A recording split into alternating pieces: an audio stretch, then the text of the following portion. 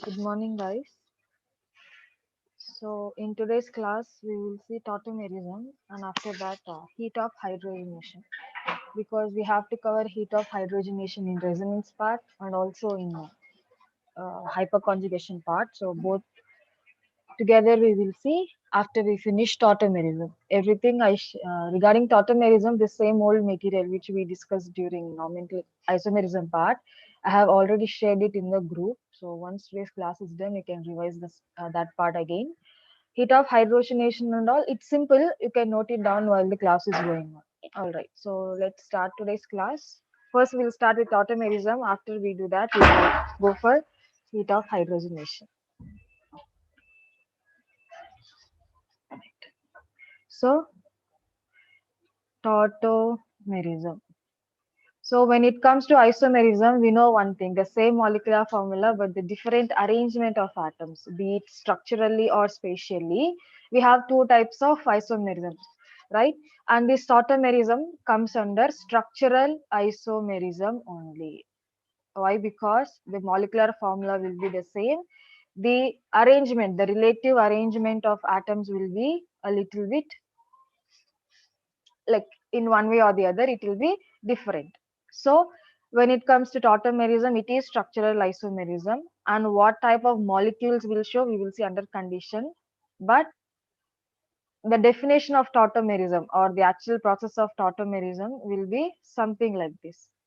Whatever the molecule we have, whatever the chemical or organic molecule that we are discussing, will be readily interconvertible.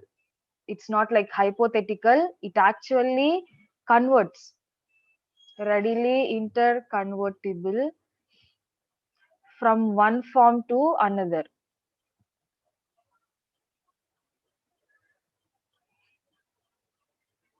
From one form to another, and whatever this formed, uh, whatever the conversions happen, they will be in dynamic equilibrium, and both the forms will be in dynamic equilibrium.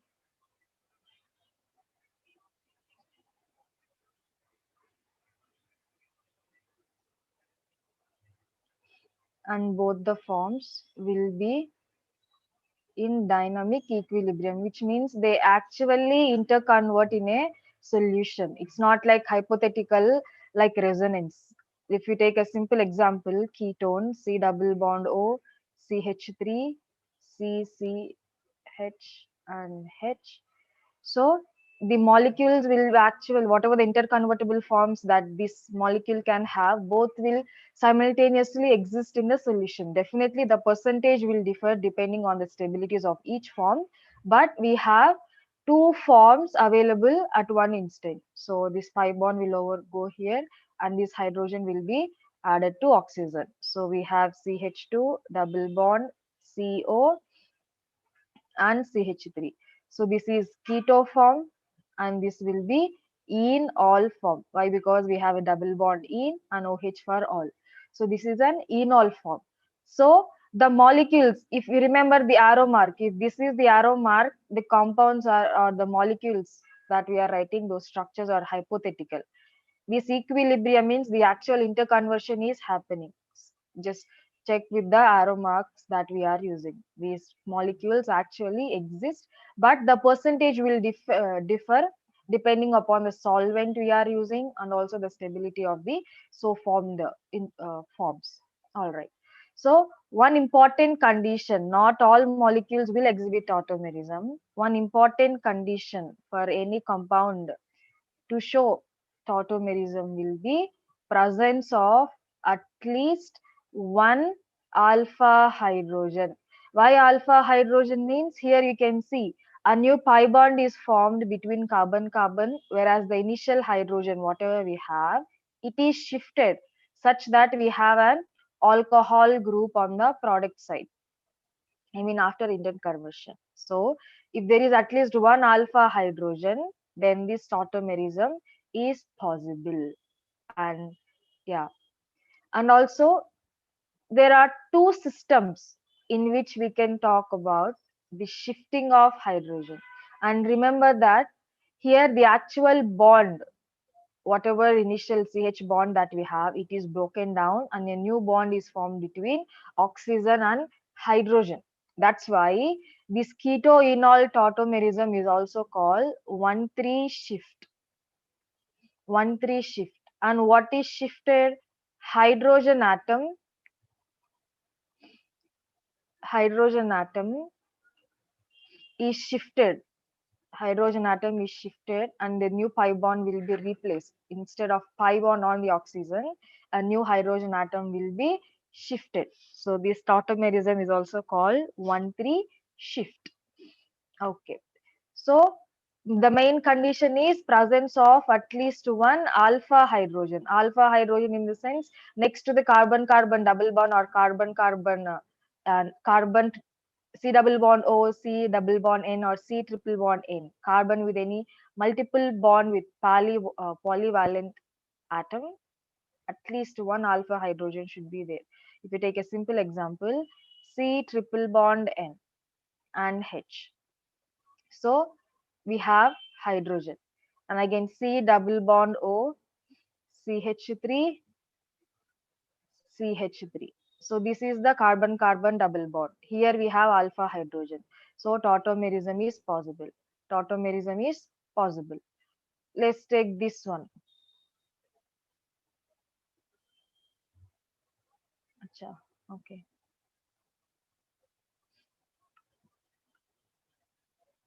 Hmm.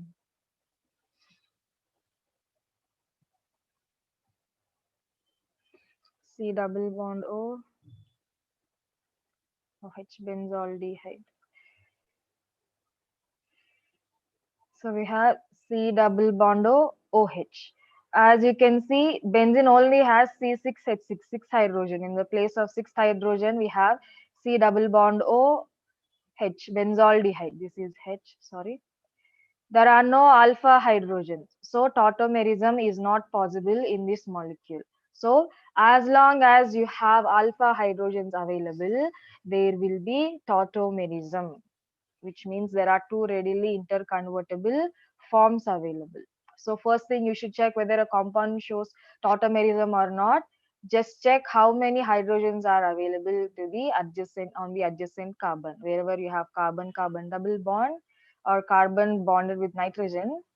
And yeah, this example is it different one. In the first scenario, it's not exactly alpha hydrogen, it's a diad system, right? We will, yeah, it's a diad system.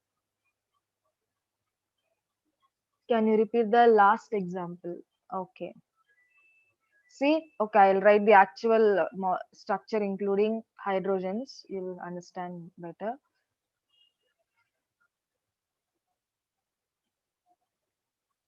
So, this is benzene, all right. So, we have hydrogen at each position, yes or no? And in benzaldehyde, instead of 6 hydrogen, we have C double bond OH. This is our carbon. Okay, the carbon adjacent to C double bond O. And over here you can see there are no hydrogen.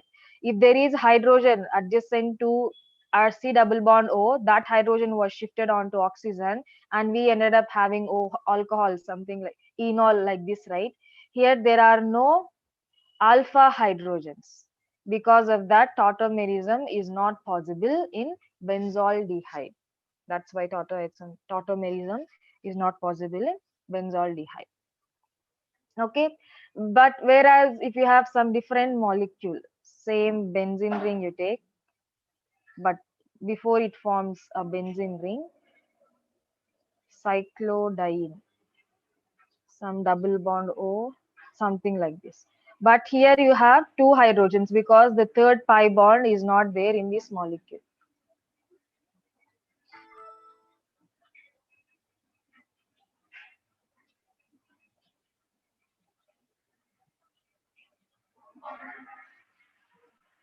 Double bond O. Here there is no triple bond, which means you have two hydrogens. This is carbon with the double bond and this is the alpha hydrogen. So there are two alpha hydrogens available. So in this molecule, tautomerism is possible and this tautomerism will lead to the formation of phenol. hydrogen will be shifted, double bond O converts OH and a new pi bond over here. You can see this carbon is the alpha carbon, and over here we have two hydrogens. So in this molecule, tautomerism is possible. And definitely phenol will be the major content because of the resonance. It will be the resonance energy will give more stability to the molecule. So this is about conditions required for tautomerism. As long as you have alpha hydrogens available, we can have more than one structural formula for a given molecule. So mostly we will be discussing keto-enol form, and that too 1,3 shift only, with the shift of hydrogen in the third position to the first position, just like here. So oxygen is first atom, this is second atom, and this is third atom. So from the third atom, that is carbon in the chain, this hydrogen is shifted onto the first atom. So 1 comma 3 shift means hydrogen in the third position is shifted to the first position. Or if you go the other way, 1 2 3, hydrogen in the first position is shifted onto the oxygen in the third position. That's the reason why this tautomerism, especially keto-enol tautomerism, is called as uh, 1,3 shift. Okay, 1,3 shift. Now let's see a simple example regarding tautomerism. Yeah, diet system we will see anyway. We have seen a basic example. Diet system is nothing but when the same shift is happening between first atom and the second atom. This is hydrogen cyanide, right? So the hydrogen, this is nitrogen first and second. From this second carbon, the hydrogen is shifted onto the first position. So you have double bond N and H. So again, this is diet system. Whereas if it is triad system, 1,3 shift only. 1,2 shift, 1,3 shift. Same again, old ketone example, C double bond O, CH3, carbon, hydrogen, hydrogen, and hydrogen. So pi bond from oxygen will form over here, and this hydrogen will be shifted onto oxygen. So H, double bond, COH, CH3. So you can see this is first, second, and third. Hydrogen from the first position is shifted onto the oxygen in the third position. That's why triad system is called 1 comma 3 shift. So what did we understand overall? As long as we have alpha hydrogens available, then we can have tautomerism. More than one structural formula we can write by shifting this hydrogen onto the another atom. Okay, so it's not like in every example we have both keto form and in enol form in equal amounts. Why? Because here we have to look into one point. Already existing carbon hydrogen bond is broken down and a new bond is formed between oxygen and hydrogen, which means it is not happening in a single step, more than one step is required. And there should not be any interference in the addition of that hydrogen onto the oxygen, which means we have to specify the condition where this conversion of keto form to enol form will be very, very smooth. And that process is called as enolization. Enolization is nothing but conversion of keto form, conversion of keto form into enol form. And this depends on a lot of factors. First thing is whether there is any intramolecular hydrogen bonding once the compound is converted into enol. That is one factor that we have to look into. Second thing is if the molecule is stabilized by resonance, if any conjugation, like further extended conjugation, is available or not. And the third thing is the type of solvent in which we are studying this particular keto enol conversion. So when it comes to intramolecular hydrogen bonding, it further increases the stability of enol form, which means it will restrict the backward reaction. It will restrict the backward reaction. Hmm. Is diet system, is the bond between CH broken due to homolytic cleavage? Uh, Homolytic cleavage. Okay, you are looking in that point of view. It's not homolytic cleavage, complete broken, complete heterolytic cleavage only will happen. Okay, after it completely not homolytic, no free radicals, ma. Complete breakage of CH bond will happen, and a new bond will be formed with the nitrogen in diet system. In any of the keto enol transfers also will have a same logic. Only in reaction intermediates we come across this homolytic fission. All right.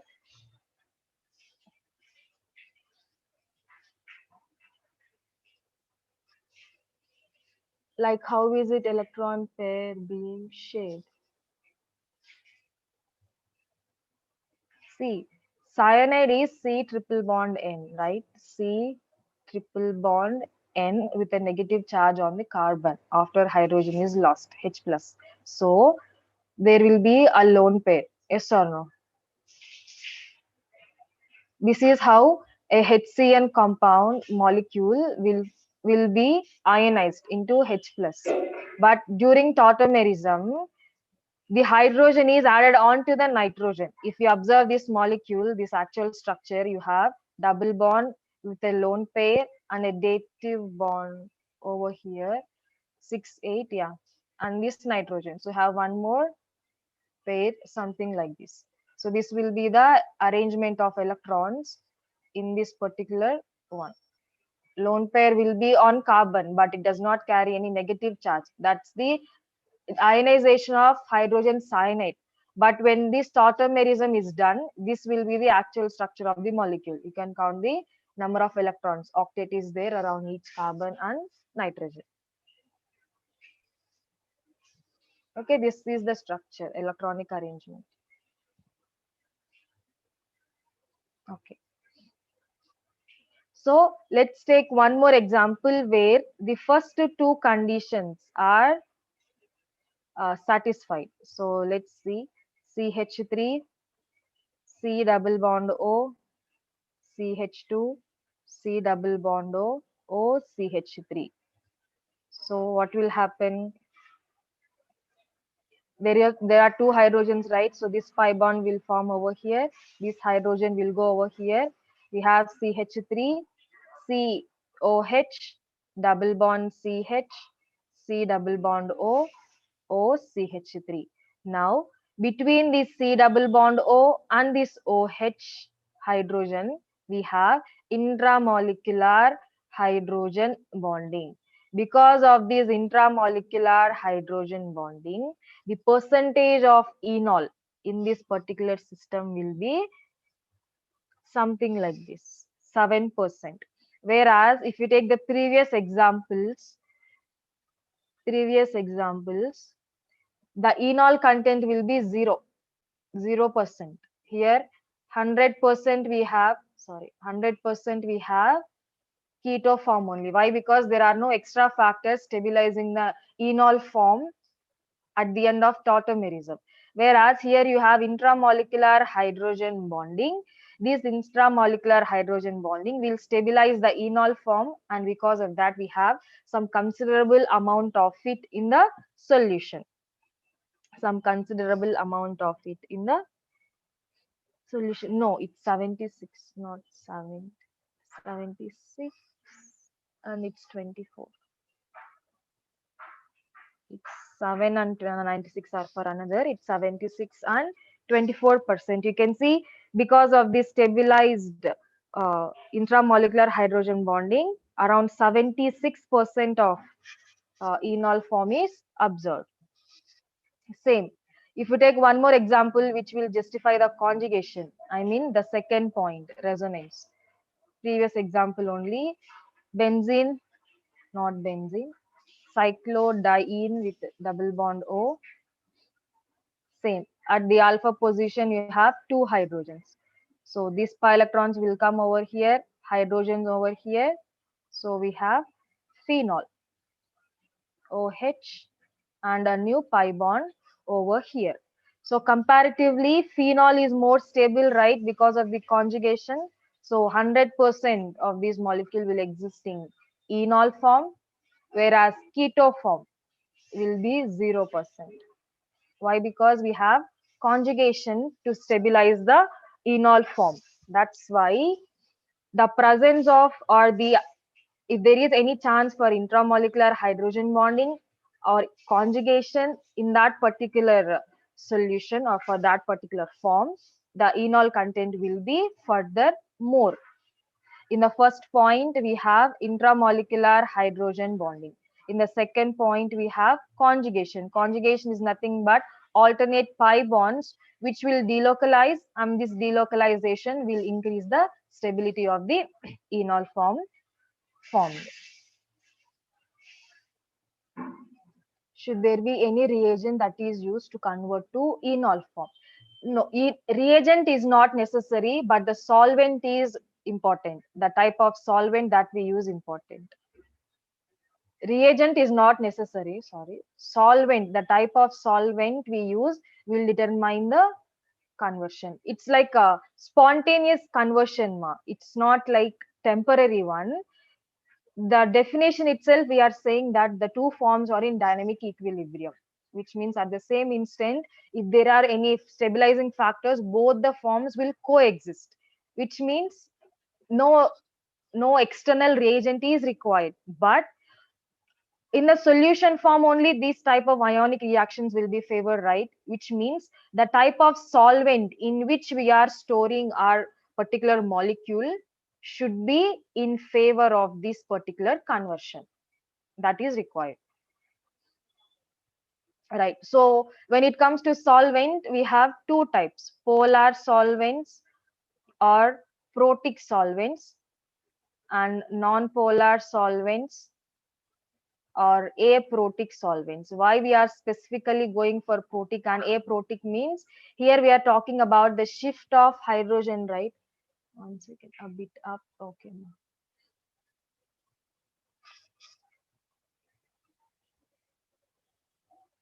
Here.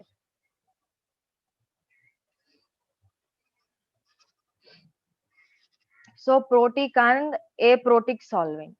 So when it comes to protic solvent, the name itself suggests there will be some H plus production.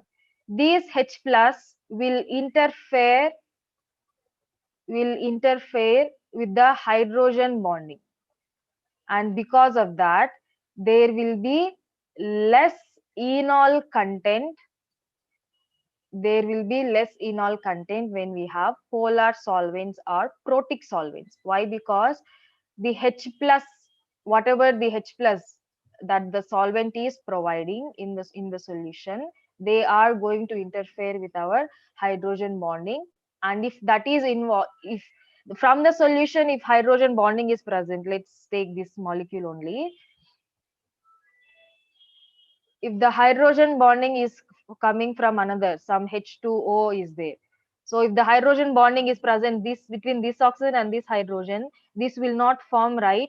Which means the enol content, the enol form will not be stable. That's why we should avoid polar solvents when we are, like, the polar solvents, if we include, the enol form will not be stable because the H pluses coming from the solvent will interfere with the formation of intramolecular hydrogen bonding. If this is not there, probably for that molecule, the enol content cannot be stabilized. And the next thing is non-polar solvent. In non-polar solvent, there is nothing to interfere with the intramolecular hydrogen bonding, nor hyperconjugation, sorry, nor conjugation, anything to do with the stability factor. I mean, the one which disturbs the stability. So that's why we will observe more enol content. We will be observing more enol content when we have non-polar solvents. Why? Because there are no H plus. If there is no H plus, there is nothing to interfere with the hydrogen bond formation. That's why it will be giving us a greater amount of enol content. And the most commonly used non-polar solvents, the order will have in this form. So enol content order, hexane is greater than benzene, which is further greater than acetone, greater than ethanol, greater than water molecule. So you can see protic solvents. Ethanol also has some OH group, right? Probably even this can also be considered as protic solvent to some extent. I mean, acidity factor and all, if you remember. But the thing is, you can observe water is in the least. It's the least one we have to look at because of its H plus, easily available H plus, it will interfere with the enol content. That's why it is in the list. So the order of enol content in different solvents is something like this. Hexane has more and water has the least. The most commonly used solvents in the laboratory. All right. So this is about tautomerism and the important conditions. So first thing is availability of alpha hydrogens and the factors which will increase the enol content. So intramolecular hydrogen bonding, the conjugation, if at all is anything is available, and the third thing is the solvent in which we are storing our particular molecule. So if all these three of them, at least mostly you will come across intramolecular hydrogen bonding and the type of solvent in which our molecule is stored. So based on these 2 points, we can comment on whether there will be some decent amount of enol form in the given solution. Okay, so this is about tautomerism. Tautomerism. And there is one more thing. There are two different mechanisms in which these keto-enol conversions are happening. That is acid catalyzed and base catalyzed.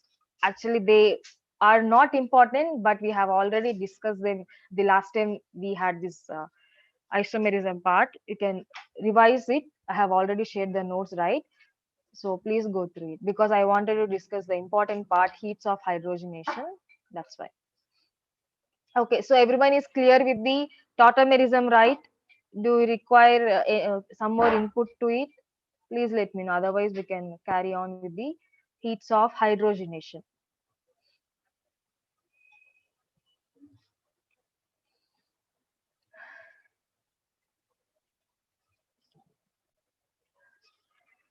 Okay.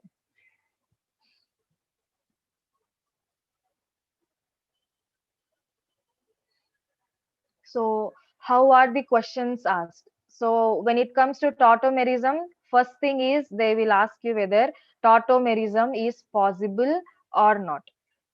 First way, and the second way is they might ask you which is the more stable form, like which is more, either keto form or enol form, like which will be in more percentage.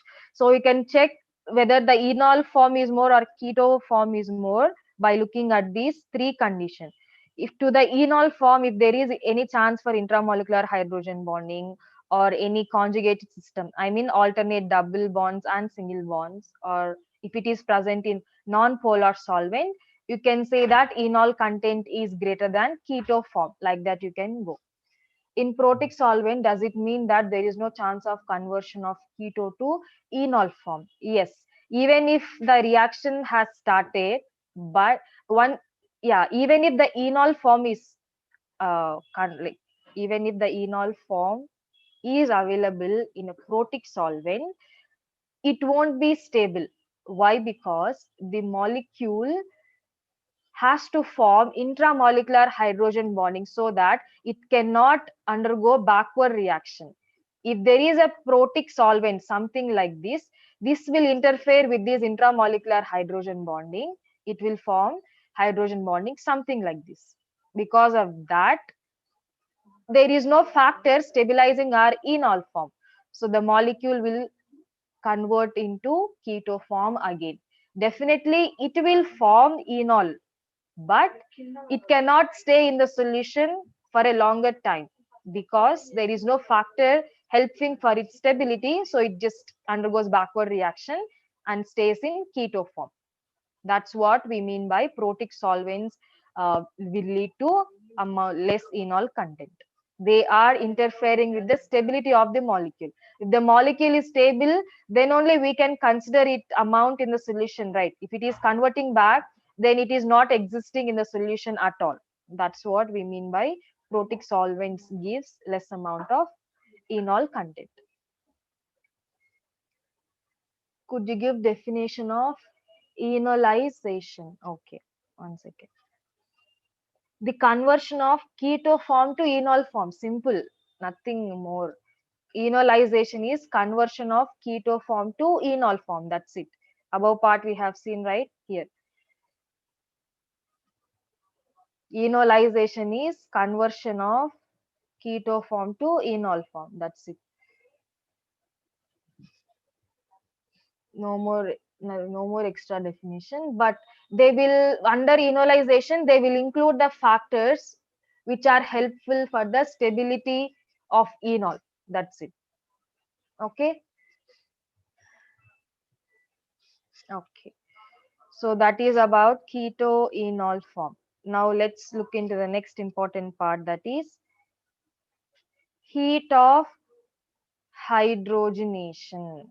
Heat of hydrogenation. So there are two aspects for this, like in your curriculum. The heat of hydrogenation is discussed in two parts. First thing is in resonance, and in second part in hyperconjugation. Both of them we will see what exactly this heat of hydrogenation is, and all of them. Will we have tautomerism involving carbon and nitrogen? No. In exams and all they won't ask, but even that will also be simple, just shifting of carbon hydrogen, right? They won't ask the exact names, but you should know. Let's say if this is amide, C double bond O, NH2, and some R group. So this is including nitrogen. So this hydrogen will go over here, pi bond over here, you have some imide, OH double bond NH. So you just have to know from what position to what position hydrogen is shifted. Other than that, nothing more will be asked in nitrogen involving tautomerism. There are examples in the last page of the doc I have shared in the morning. You can refer to it. Just the example, just practice from what position to what position the hydrogen shift is happening. Right. Heat of hydrogenation. Mostly this hydrogenation will be discussed in case of alkenes, where heat of, okay, before we go for alkenes, I'll just try to define. Heat of hydrogenation is nothing but the amount of heat evolved when hydrogen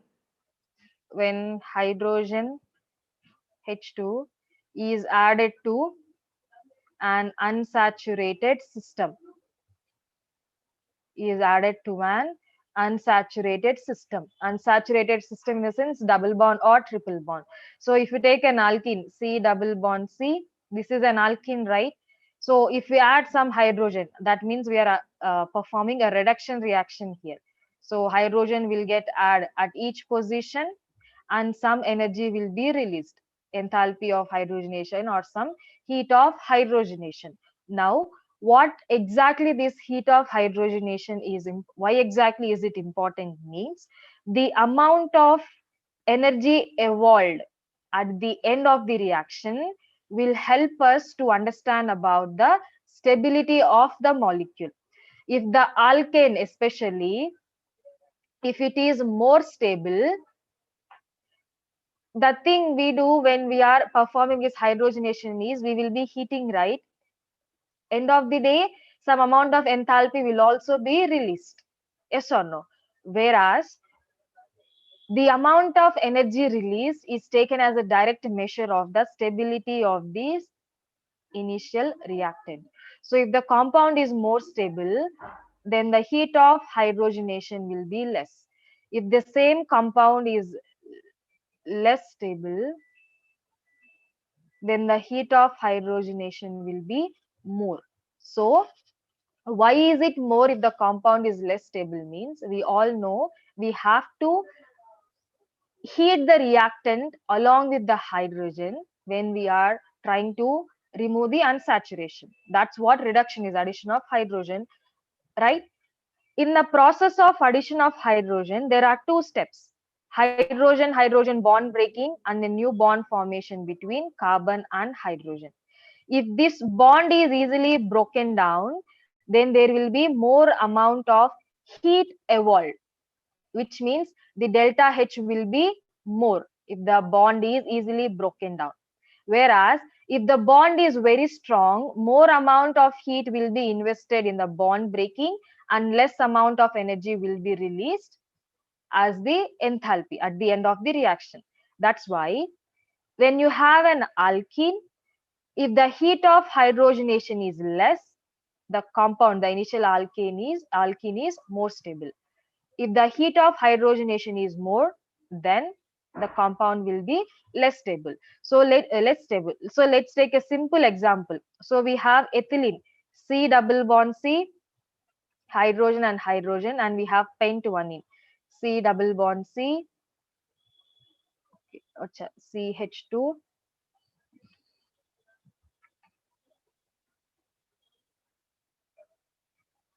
We ha we have CH2, CH, CH2, CH3, CH2 and CH3. Okay, so this is ethylene or eth1ene, hydrogen and hydrogen, and this is pent-1ene. So when we are trying to compare the amount of heats of hydrogenation for ethylene, it was found out to be some 32.2 kilocalories per mole, and for pentene the heat of hydrogenation is some 30 kilocalories per mole. Now what exactly are we doing with these values? Means if we try to compare the heats of hydrogenation for pent-1ene, it is less than the amount of energy released by hydrogenation of ethylene. What's the main reason? Means here the less amount of heat of hydrogenation for pent-1ene is due to hyperconjugation. Wait a second.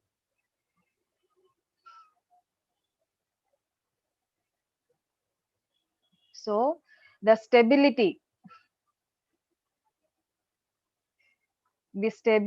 of pent-1ene is more than ethylene. Why? Because hyperconjugation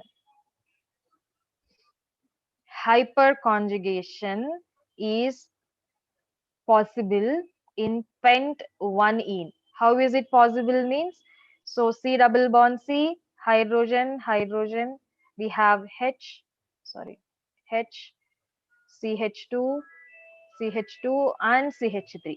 So this is our C double bond C, which makes this as alpha hydrogen. There are two alpha hydrogens available. Two alpha hydrogens available. Because of that, we end up having hyperconjugative structures. If hyperconjugation is present, then that will lead to the increase in stability, right? Which means this alkene is more stable because of the hyperconjugation. That's why we are having less amount of heat of hydrogenation for pent-1ene. So whenever they give you any alkenes, so the approach for this sort of question is something like this. So whenever they gave you some alkene and they're asking to find out the stability, first point is just compare the heat of hydrogenation. If they did not give you the heat of hydrogenation, then go for if any hyperconjugation is possible or not. If it is possible, then the one where hyperconjugation is possible, it will be more stable. Why? Because in hyperconjugation, what will happen? Sigma pi pi bond conjugation is possible. This delocalization gives more stability. Whereas when it comes to ethylene, no such groups are available, no such alpha hydrogens are available. No such alpha hydrogens are available. That's why pent 1-ene will be more stable on comparison to ethylene.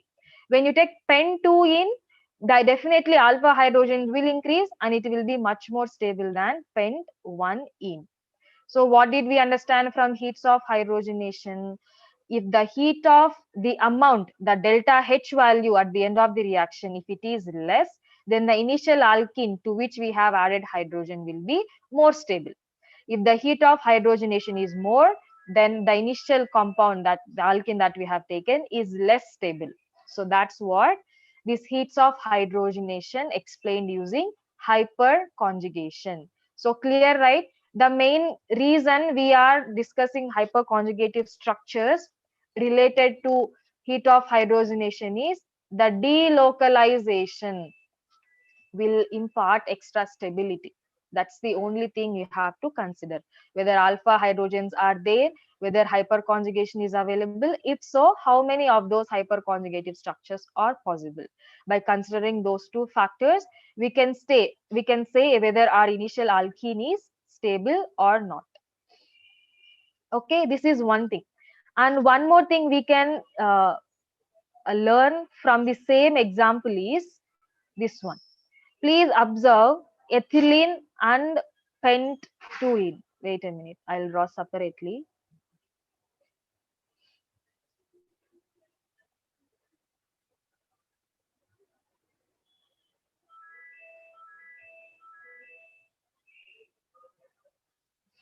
How could you explain the condition how less stable gives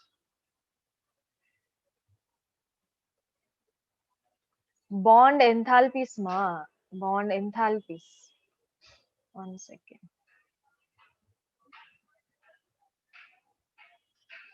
How can I explain the condition less stable? See, if our bond is stable, we have carbon-carbon double bond.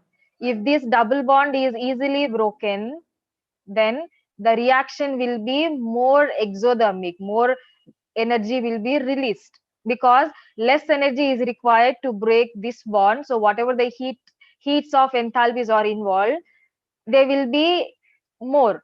When this bond is very strong, okay, when this bond is very strong, more amount of energy will be invested in the breakage of this bond.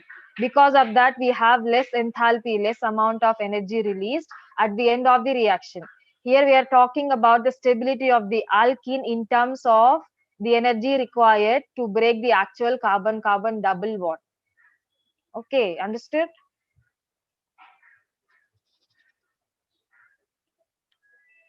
All right. Where in the key they have justified stability of alkene depending on conjugation, even though there is a question in Main's book about heats of hydrogenation, where in key they have justified stability of alkene depending on conjugation, even though hyperconjugation is possible in other alkenes. Yes, that is also is there. We are getting there only.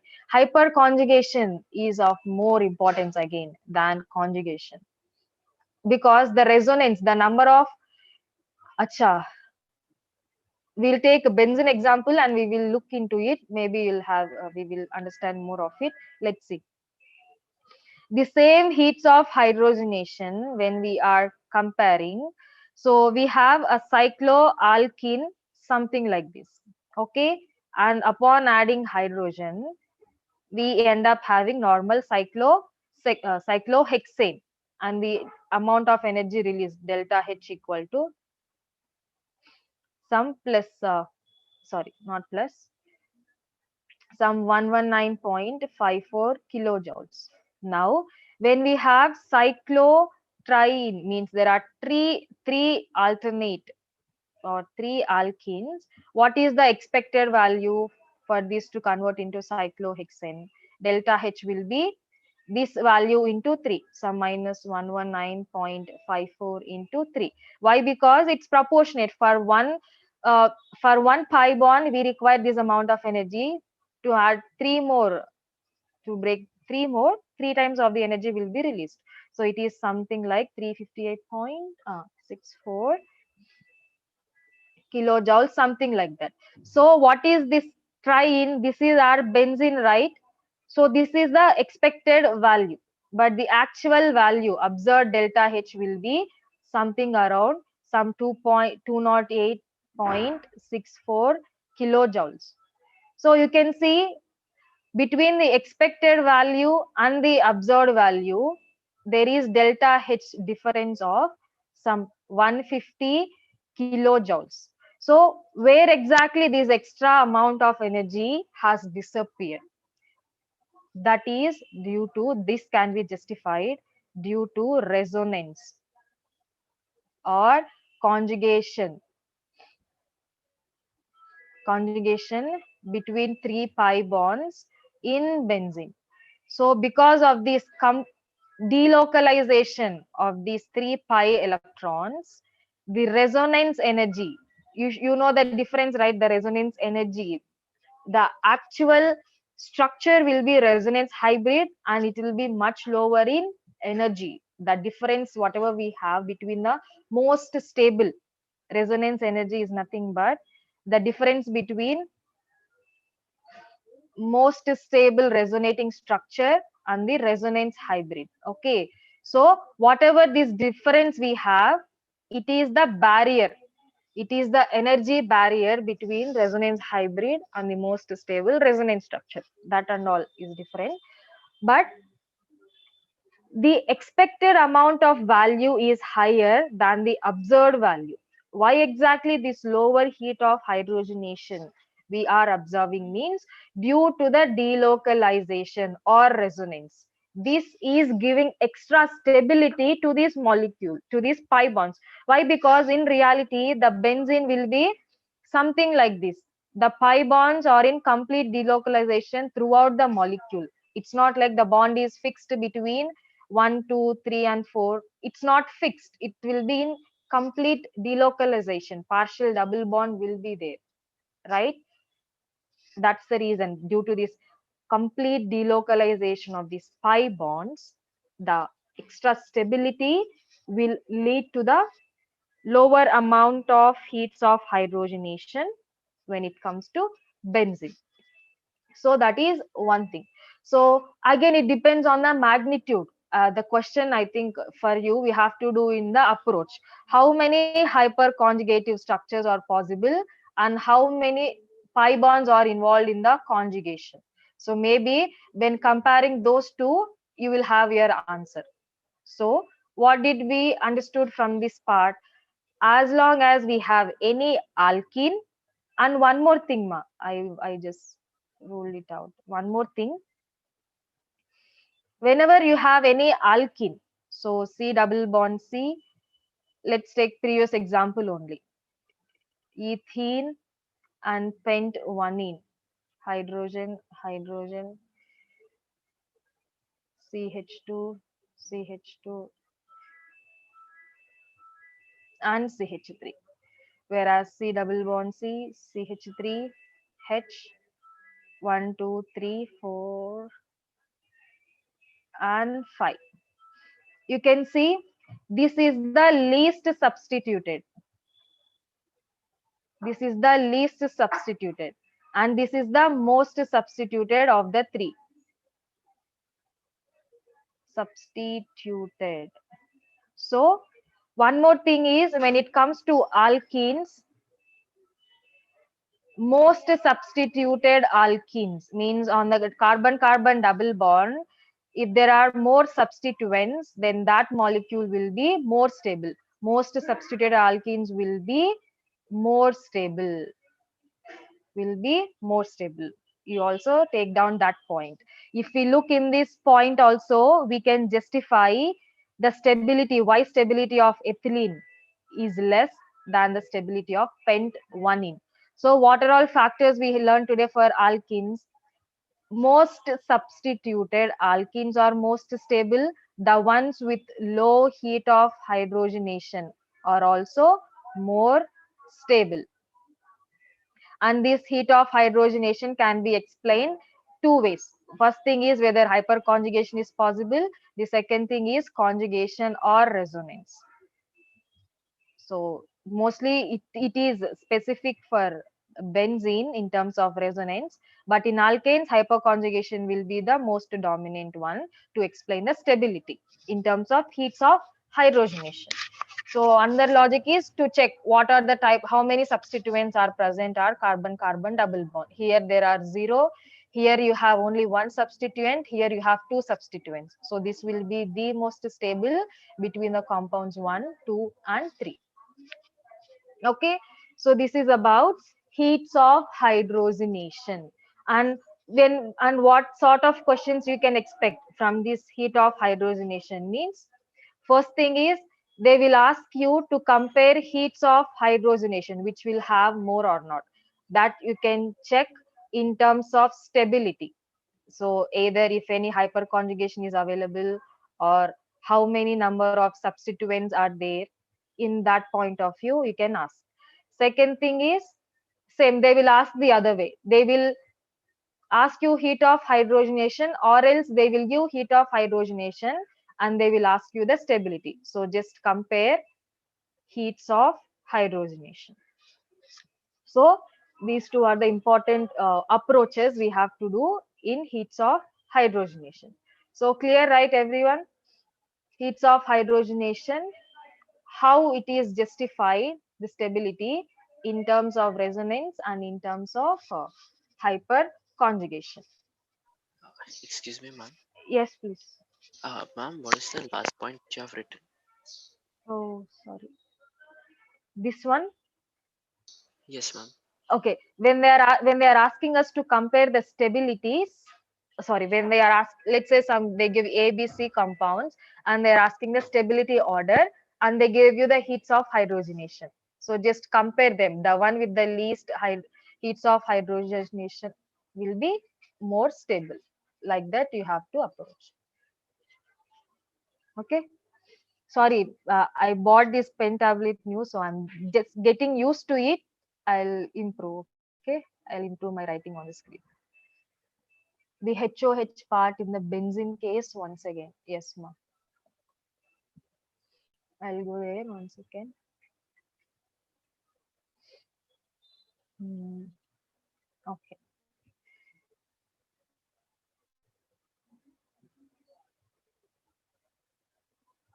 So when it comes to benzene, if it was a single ene in a cyclohexane, only one double bond is there. This was the amount of heat of hydrogenation, the amount of heat evolved. This is the value. The expected amount of heat of hydrogenation in benzene is 3 times of this value. Why? Because there are 3 double bonds, which means it should be proportionate. 3 times of energy should be released at the end, but the observed value is 208.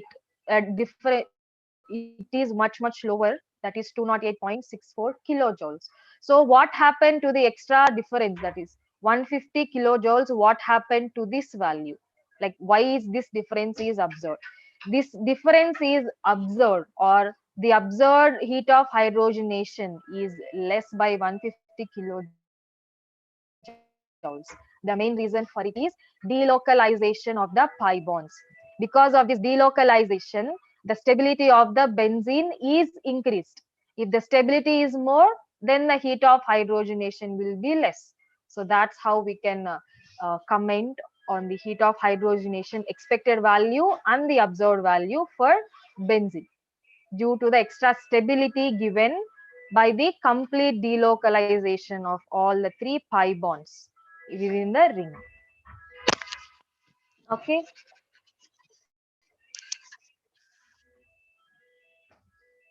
right. So that is one thing. So I'll just give you an approach. Many of you might be studying today, right? So I'll just give you an approach how to plan to prepare for tomorrow's exam. And that too, you have a lot to study. So I will tell you the important parts. I mean, the not important, the parts you should not miss. First thing is all definitions of electronic effects. Okay. electronic effects, all inductive, mesomeric, electromeric effect, and hyperconjugation. All the conditions, in what conditions they show, if there are any exceptions in those. And one more thing, the stability orders. If you remember, for stability of carbocation, carbanion, and carbon free radicals, we have discussed. So whatever point we have discussed, make sure you are going through all those examples.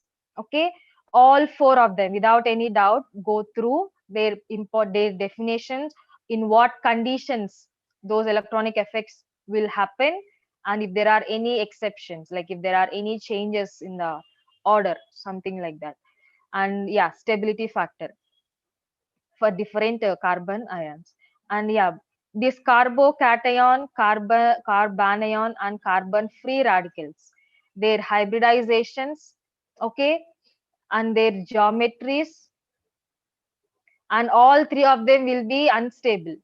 Okay, they are unstable, and because of that they are highly reactive, without any doubt. This is common for all three of them, but there is difference in hybridization between carbanion.